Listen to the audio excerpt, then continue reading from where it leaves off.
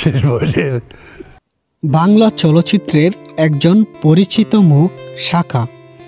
এই শাখা এখন কেমন আছে তা মনে হয় অনেকেই জানেন না। আজকে আমরা এই ভিডিওটির মাধ্যমে জানাতে চলেছি শাখার করুণ জীবন কাহিনী সম্পর্কে। হ্যালো বন্ধুরা, কেমন আছেন আপনারা? আশা করি সবাই ভালো আছেন। বরাবরের মতো আমি আবারও চলে এসেছি আরও একটি নতুন ভিডিও নিয়ে। তাহলে চলুন শুরু করা যাক। আপনারা দেখছেন এফকে বিনোদন। সাথে আছে দৃষ্টিশক্তি ক্ষীণ হয়ে আসছে।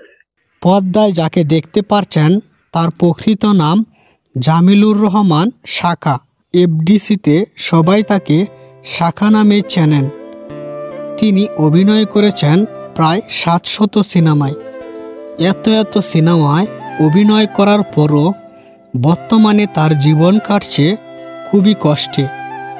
তিনি বাংলা চলচ্চিত্রে কাজ করতেন মাত্র সামান্য বেতনে। এই সামান্য বেতনে তার সংসারটা কোনো রকম চলে যেত। বর্তমানে তার দিন কাটছে খুব কষ্টে। তার করুণ কষ্টের কথা এফডিসির লোক অনেকেরই অজানা। বর্তমানে তার দিন কাটছে খুব কষ্টে। ওষুধ কেনার মতো টাকা পয়সাও নেই তার কাছে। পাচ্ছে না কোনো সুচিকিৎসা। এফডিসির লোকজন কোথায় আছে জানতে চাইলে তিনি বলেন তার খোঁজখবর এখন আর কেউ নেয় না। কেউ খোঁজখবর নেয় না। কে নেবে? কার দায় আছে?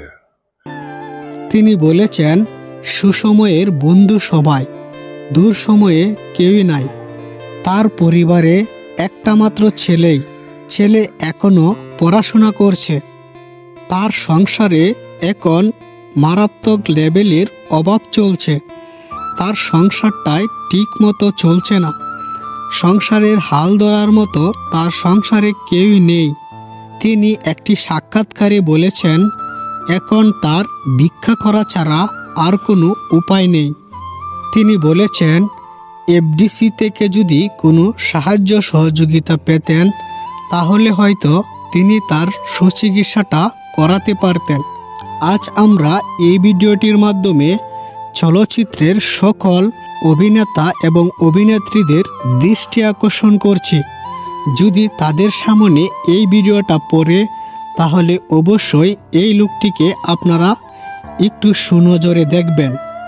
আর এই ভিডিওটি যারা দেখছেন তাদের কাছে আমার একটাই রিকোয়েস্ট, আপনারা এই ভিডিওটি শেয়ার করে চলচ্চিত্রের সকল মানুষের কাছে পৌঁছে দেন।